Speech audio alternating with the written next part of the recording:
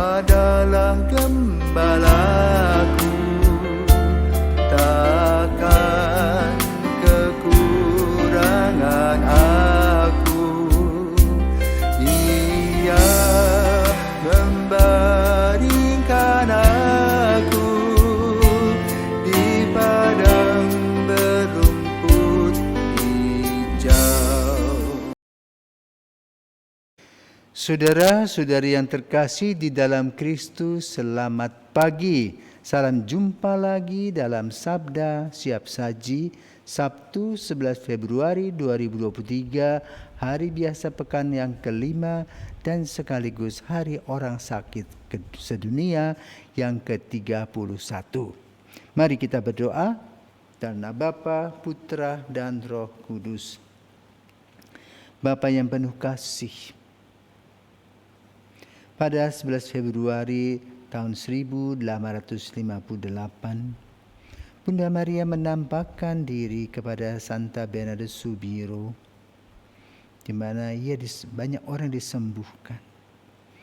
Dan kemudian di tahun 1993, Paus Yohanes Paulus II memulai dengan Hari Orang Sakit Sedunia. Maka pada hari ini kami merayakan Hari Orang Sakit Sedunia yang ke-31.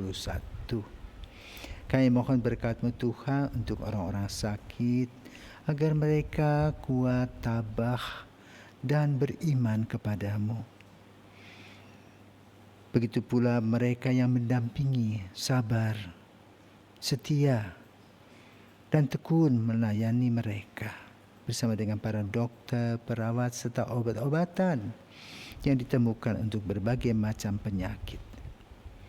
Kami persembahkan semuanya ya Bapa melalui Yesus Kristus Sang Penyembuh, demi Kristus Putra-Mu dan pengantara kami, kini dan sepanjang masa. Amin. Tuhan bersamamu dan bersama roh-Mu. Inilah Injil Yesus Kristus menurut Santo Markus. Dimuliakanlah Tuhan. Markus bab 8 ayat 1 sampai dengan 10. Sekali peristiwa, sejumlah besar orang mengikuti Yesus. Karena mereka tidak mempunyai makanan, Yesus memanggil para murid dan berkata, "Hatiku tergerak oleh belas kasihan kepada orang banyak ini. Sudah 3 hari mereka mengikuti aku, dan mereka tidak mempunyai makanan. Jika mereka aku suruh pulang ke rumah dengan lapar, mereka akan rebah di jalan, sebab ada yang datang dari jauh." Para murid menjawab, "Bagaimana di tempat sunyi ini orang dapat memberi makan sampai kenyang?" Yesus bertanya kepada mereka, "Berapa roti yang ada padamu?" Jawab mereka, 7. Lalu Yesus menyuruh orang banyak duduk di tanah. Sesudah itu Yesus mengambil ke-7 roti itu, mengucap syukur, lalu memecah-mecahkannya dan memberikannya kepada orang banyak. Mereka mempunyai juga beberapa ikan. Sesudah mengucap syukur atasnya, Yesus menyuruh supaya ikan itu juga dibagi-bagikan, dan mereka makan sampai kenyang. Kemudian orang mengumpulkan potongan-potongan roti, sisanya sebanyak 7 bakul. Mereka itu kira-kira 4.000 orang. Lalu Yesus menyuruh mereka pulang.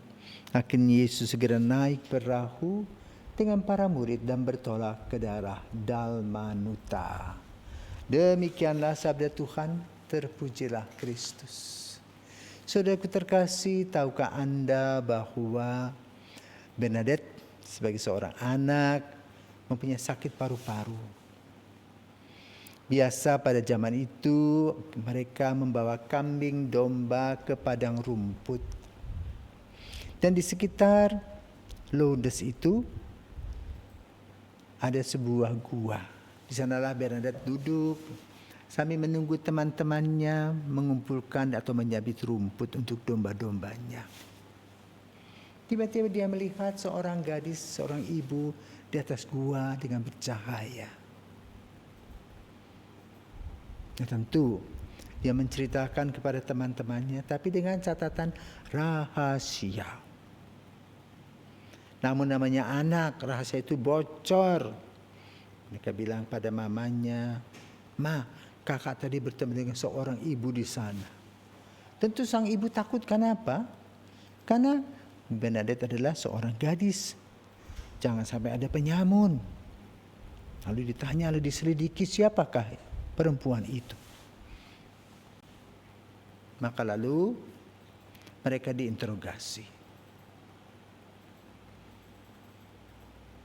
Pastor cukup bijaksana mendekati anak-anak itu yang masih polos, bertanya, bahkan berpesan kepada Bernadette, tanyakanlah siapakah ibu itu.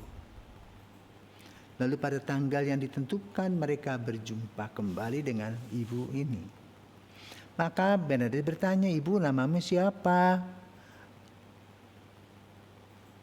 Langsung dia jawab, "Immaculada."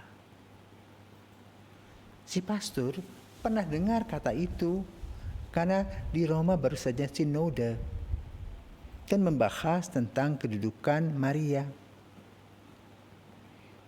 Dan mereka sudah menyimpulkan Maria Immaculata, Maria tanpa noda dosa. Dilahirkan tanpa noda dosa. Kok bisa anak kecil tahu ya? Nah, pastor penasaran. Dan banyak umat datang pada waktu itu. Berita dari mulut ke mulut menjadikan desa Lourdes itu begitu banyak dikunjungi orang. Pada tanggal 11 Februari 1858 itu, Maria meminta Bernadette untuk mencabut rumput. Dengan lumpurnya kemudian Bunda Maria itu menyuruh Bernadette melap mukanya dengan lumpur. Karuan semua orang mentertawakan dia. Namun aneh bin ajaib. Dari tumpukan lumpur itu mengalirlah air. Yang sampai hari ini menjadi sumber air untuk kesembuhan. Sejak itulah banyak orang datang ke sana untuk mendapatkan kesembuhan. Maka kalau Anda suatu kali pergi ke Lourdes, jangan lupa ikut mandi di sana. Ya. Yang unik adalah selesai mandi tidak pakai handuk, langsung kering. Itulah keajaiban juga. Sementara kalau kita mandi di hotel ya tetap basah, mesti pakai lap.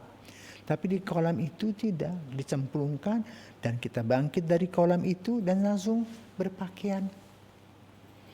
Dan banyak orang sembuh. Saya sudah punya pengalaman waktu itu ya, imanku diuji di kolam itu. Ketika saya ngantri untuk mandi di sana, wah, di sebelahku ini orang lebih dulu korengan, mati lo aku. Jangan-jangan korengan juga menular pada diriku toh. Tapi ya sudah, mau apa, mau lari tidak mungkin. Terima saja. Ternyata sampai hari ini aku tidak pernah korengan. Orang yang koreng itu malah sembuh, hebat tuh. Itulah pengalaman iman. Maka pada hari ini di mana kita tanggal 11 Februari diingatkan kembali akan kasih Tuhan melalui Bunda Maria, Ibu Yesus. Sehingga setiap tanggal 11 Februari kita bersama-sama mendoakan atau merayakan Ekaristi bagi orang sakit. Yang tahun ini temanya yang diberikan oleh Paus Fransiskus dalam situasi sinode 2023 berjudul Rawatlah Dia. Nah, kata-kata rawatlah dia juga terjadi dalam Injil yang kita dengarkan pada hari ini, di mana Yesus melihat orang-orang lapar secara jasmani. Karena sudah 3 hari tidak makan, mereka duduk mendengarkan ceramah-ceramah dan seminar-seminar serta sabda Yesus. Plus penyembuhan-penyembuhan. Mereka begitu asik, beribu-ribu orang duduk di sana dan mereka lapar tentu. Apa daya mereka tidak punya uang, mereka juga tidak bisa pergi kemana, mencari makan di kampung itu tentu tidak bisa. Maka inisiatif ada dalam diri Yesus. Maka Yesus bertanya, berapa punya roti? 7. Juga ada beberapa ikan, lalu Yesus memberkatinya dan semua kenyang. Berapa sih orangnya? Diperkirakan 4.000, bahkan sisa 7 bakul. Luar biasa. Itulah kasih Tuhan. Maka pada hari ini mari kita juga berdoa, khususnya bagi para orang sakit, agar mereka percaya, yakin akan Yesus. Seperti saya juga disembuhkan dari kanker saya oleh tangan Yesus, oleh cinta Yesus. Maka mari kita datang kepada Yesus mohon cintanya, sehingga cintanya tadi dapat menyembuhkan baik secara jasmani maupun secara rohani. Selamat pagi, Tuhan memberkati.